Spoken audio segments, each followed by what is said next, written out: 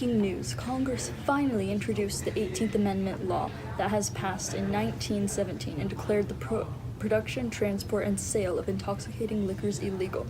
Then, brewery businesses feel the backlash of the 18th Amendment as law enforcement officials crack down and enforce the 18th Amendment. People are outraged with the government's decision to pass the 18th Amendment, which in summary prohibits the sale of alcohol. After several pursuing actions that have been taken by prohibitionists to force action from the government about the alleged rise in alcohol-based problems in the U.S. In the studio today, we have Tammy Alade speaking with the congressman who voted in favor of the amendment. Good afternoon, Mr. Plummer. Good afternoon, Mr. Alade. Okay, now let's get down to business. I believe you're aware of the indignation that the public is feeling as a result of the passing of the 18th Amendment, quite specifically from the Republican Party, right? Yes, I am very aware of the anger. As soon as the law has passed, I have friends that visit me and ask me what my vote was on the amendment. Obviously, due to legal reasons, I cannot disclose such information, but yes, I felt anger quite prominently from my Republican acquaintances. So can you say the sudden passing of this amendment is because of the pressure of the prohibitionist group, who just happened to appear as unemployment rates went up and immigration numbers also skyrocketed due to various problems of World War I? The government passed the 18th Amendment as a precaution for a future war. Okay, so in a sense, a peacetime, neutral, economic post-war preparation strategy. On the dot, World War I has been quite devastating for not only the American economy, but the international world market as well. With this being said, even a dummy could understand why the government put this law in place. There's been an obvious rise in nativist actions throughout the country, even from the government. If you're referring to the case of the Vinci brothers, the Supreme Court did not base their final ruling on unconstitutional navigators' feelings. It was more than necessary to get rid of those anarchists who came here to destroy this good country that our forefathers worked so hard to build. Don't you find it funny how the majority of these so-called anarchists are from predominantly Southern and Eastern Europe, which also just happens to be the same place that immigration quotas have been placed on, significantly lowering the amount of immigrants that come into the U.S. from that area?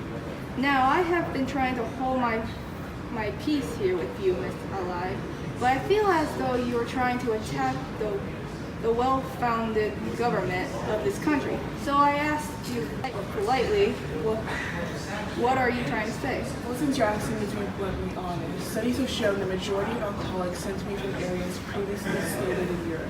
The eastern and southern areas, to be clear. Yes, as you said, even a dummy could realize what the government is up to by passing this amendment. With the war at its end and refugees of the countries we are fighting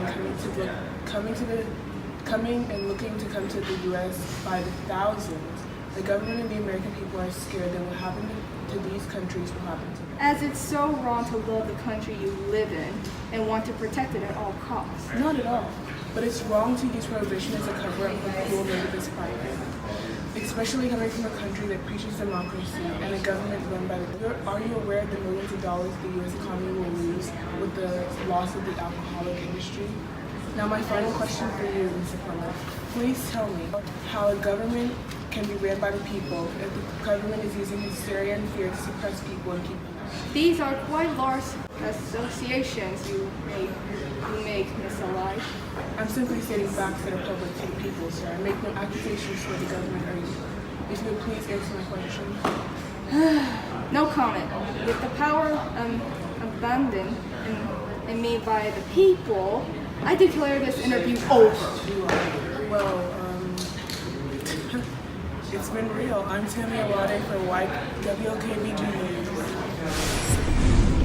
Thank you, Tammy Alade, for that eye-opening interview. Up next, we'll talk about how the prohibition is affecting our businesses after these messages.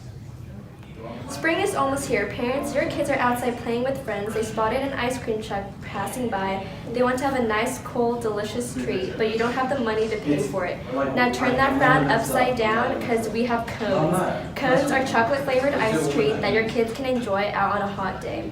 Not only that, they're healthy and cost less. So what are you waiting for? Go to your supermarket and buy a box of cones for $1.99. It makes you and your child happy. And now we're back. Now that the prohibition has started, we are expecting to see a large decrease in the alcohol industry. In just 1914 alone, the United States Brewers Association reported making over $800 million in brewing, malting, and wine. During the Great War, tax on alcohol made the price double. The government will be losing an estimated $400 million in taxes from the brewing industry. Even worse, over 2 million people will lose their jobs once all the brewers are closed. Now let's go to our on-scene report and find how the people feel about the prohibition and what it's doing to our country. Yes, thank you. Well, it's a beautiful day outside today on the streets of New York, the former, as of today, city of booze. Over here, we have Frank Smith Jr., the owner of the now shut down alcohol for all booze business. Mr. Smith, have you heard about the 18th Amendment? Yes, I've heard about the 18th Amendment, and it shut down my business. I honestly think this was the worst decision the government made, because this will not only shut down businesses, but it can also increase the unemployment in this country. If the country continues to make these decisions, then this country might go into a crisis. You smell heavily of booze. Have you been drinking? First you take away my business, and now you're going to judge my life? Screw you! This amendment has rendered me poor and useless. Okay. Screw you! Well, you can see that this amendment has barely been in office very long, yet the effects are quite drastic and has affected majority of the public dreadfully. Well, back to you, Gidget. Riveting stuff. It seems the prohibition has taken a toll on the people of our city. They seem to feel the same way we do here at WKBG. This has been our daily report, and we will see you tomorrow when we talk about your cars and question whether or not they are a good investment or they are just a fad of the present. Thank you everyone for tuning in, and have a wonderful day.